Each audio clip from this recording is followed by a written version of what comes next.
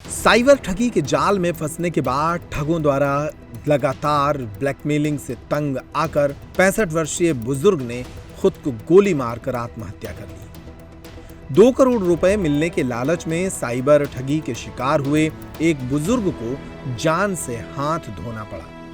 मामला रीवा जिले से सामने आया है। ठगों की ब्लैकमेलिंग से तंग आकर रीवा के कोतवाली थाना क्षेत्र अंतर्गत एक बुजुर्ग ने खुद की लाइसेंसी बंदूक से गोली मारकर अपनी जीवन लीला समाप्त कर ली। बताया जा रहा है कि मृतक के पिता मुन्नीलाल दुबे तहसीलदार के पद से रिटायर हुए थे, जिनके निधन के बाद मृतक सरोज दुबे ने उनकी लाइसेंसी 12 बोर की बंदूक को अपने नाम ट्रांसफर करा लिया था। मृतक दूसरी शादी करने के बाद अपनी पत्नी के साथ अखाड़ घाट स्थित चौपड़ा स्कूल के पास पुस्तैनी आवास में रह रहे थे। घटना के संबंध में जानकारी देते हुए मृतक की पत्नी ने बताया कि 2 करोड़ रुपए मिलने के लालच में उनके पति साइबर ठगी के शिकार हो गए।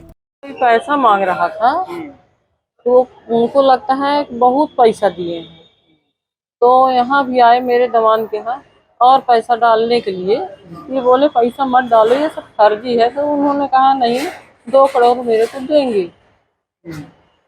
तो वहाँ से चले आए मेरे बिटिया के यहाँ से। फिर एक जगह से 12,000 रुपया लेके डाले, 7-8 हजार रुपये मेरे डिब्बा से निकाल के ले आए, तो उनको पूरा पैसा डाल दिया। सब ऑनलाइन डाल रहे थे? हाँ, सब ऑनलाइन डाल रहे हैं। उसके बाद यहाँ आए, फिर हमको हमारा नाती फोन किया कि नानी तुम्हारा पैसा ले गए हैं। तो हम फोन किए कि उनको फोन लगाए कि जल्दी आओ, जहाँ भी हो आ जाओ, पैसा किसी को ना दो। तो फोन काट दो। तो फोन काट दिए तो हम चले, हम फुर्सत हो गए, होगा आएंगे, समझदार हैं। अब तो 70 के थे, हो गया कुछ नहीं। फिर हम आए घर, फिर ये लोग सब बताने लगे कि नन्ना आए थे, पैसा मांग रहे थे और डालना है। पैसा डालते डालते हमको लगता 50,000 डाल दिए। हाँ, और उन्होंने हमको मालूम नहीं था। हम कल पूरी बाजार गए, सुबह 4 बजे से उठे। परसों जब नहीं आए घर तो हम पूरे हार हेरे, हमको कहीं नहीं मिले। और बगल के घर में पड़े, वहाँ का अपने आप को मान लिए।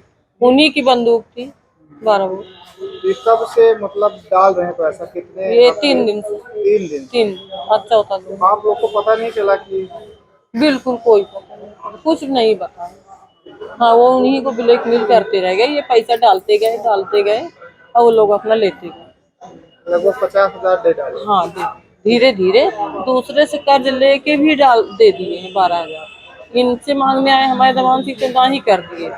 फिर दूसरे से लिए, वो पैसा भी डाल दिए। घर का जो था वो डाल दिए और हमसे कुछ नहीं बताया। पैसा भी ले गए, लेकिन मेरे को घर में किसी से कुछ नहीं बताते?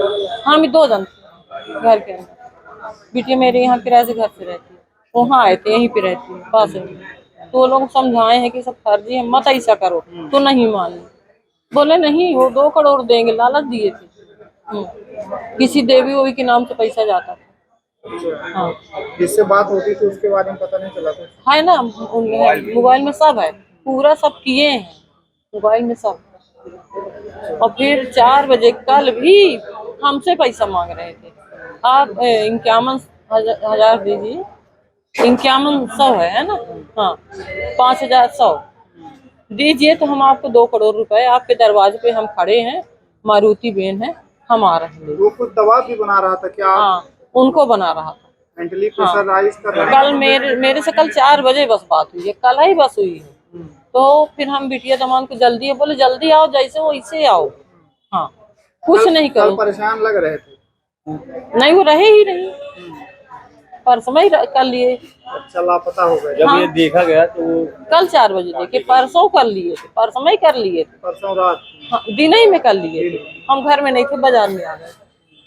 मेरी साई मंदिर की दुकान है, हम आ गए। गोली वोली की आवाज किसी ने नहीं सुना वहाँ पर? अब मोहल्ले वाले, हम तो थे नहीं, मोहल्ले वाले भी ध्यान नहीं दिए, कोई नहीं बताया, सुने ही नहीं कोई। फिर कल रात को पता चला? कल 4 बजे। हाँ, जब उसका फोन आया पैसा डालो, वो जिनको पैसा देना है उनसे बात कराओ। वो मेरे को पैसा डाले तब ना हम 2 करोड़ लेके आए। व्हाट्सएप में कॉल करता था या डायरेक्ट फोन करता था? फोन डायरेक्ट करता था। अब नहीं उठा रहा फोन? अब तो नहीं आ रहा फोन, पहले उसका आता था, अब नहीं आ रहा। आप लोगों ने नहीं किया? नहीं, उसका क्या नाम था? वो है मोबाइल पे। नाम क्या बताता था वो? नाम मेरे को नहीं बताया, नाम मेरे को नहीं बताया, बोला सब उन्हीं को पता है, तुमको क्या बताया, अच्छा, उन्हीं से बात अब कर। आप लोगों ने फोन नहीं किया उसे? हाँ, बोला मेरी टीम आई हुई है तो आज बस आपको पैसा मिलेगा, और जो टीम चली जाएगी फिर पैसा नहीं मिलेगा। तो हम कहे हमारे पति मिल नहीं रहे, तो हम पैसा तुमसे किससे हम पैसा मांग के दें, इनके अमल पर हम नहीं देंगे, हमारे पास आए ही नहीं, पैसा नहीं, हम कहाँ से दे दें आपको। फिर देखे, बोले हमारे दमान चलो रिपोर्ट करें, तो जैसे रिपोर्ट को बाहर निकले तो एक गेट में ताला खुला था, तो दमान हमारे बोले एक जन और भैया बोले यहाँ का गेट खुला है ताला। हम आए, बोले हाँ, जब ऐसे किए तो चेहरा नहीं दिखा, गाड़ी खड़ी थी।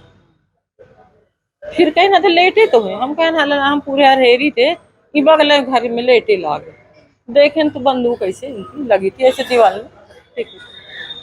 गुटकी के नीचे लगी? हाँ, आगे मतलब क्या नाम है आपका? और उन्हीं की बंदूक, मेरा निर्माण है। आप पत्नी हैं? हाँ, तो हम परसों ये किए हैं, हम कल 4 बजे जाने, बल्कि 4 सुप रही था। उधर इस आत्महत्या से जुड़े मामले में पुलिस ने जांच पड़ताल शुरू कर दी है। एसपी रीवा विवेक सिंह ने इस मामले में क्या कहा, वो भी सुनिए। साइबर फ्रॉड को लेकर लेकिन आत्महत्या की क्या पूरा मामला?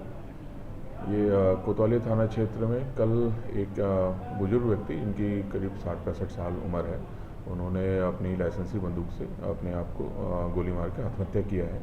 और प्रथम दृष्टया जो अभी कारण समझ में आ रहे हैं, कुछ ना कुछ उनके साथ साइबर फ्रॉड हुआ है। उनका मोबाइल और सारी चीज़ें हम परिजनों की मदद से उसको देख रहे हैं और देख रहे हैं पूरा क्या परेशानी थी, क्या प्रेशर था और किस प्रकार से उनके साथ फ्रॉड हुआ है, उसको पूरा उसमें हमने जांच में लिया है।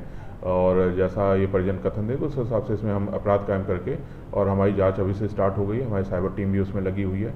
और जो हमें समझ में आ रहा है तो कहीं ना कहीं कुछ किसी चीज़ का लोभ दे के इनसे पैसे लिए गए, जो हमें समझ में आ रहा है कि पुराने सिक्के या पुराने नोट का दे के उसके आधार पर कुछ पैसे इनको दिए जाएंगे, लेकिन उसके पहले कुछ डिपॉजिट करना होगा।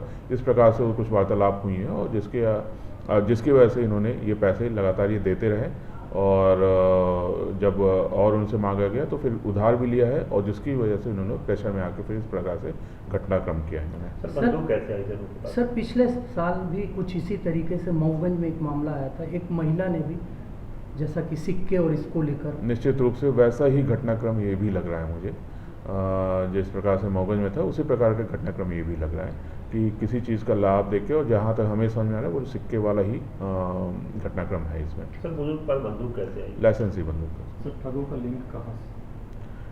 अभी हम वो विवेचना में हम रख रहे हैं और इसलिए हम बहुत डिटेल से नहीं बता सकते, और लेकिन जल्दी हम उसमें प्रयास करेंगे जल्द से जल्द खुलासा करें।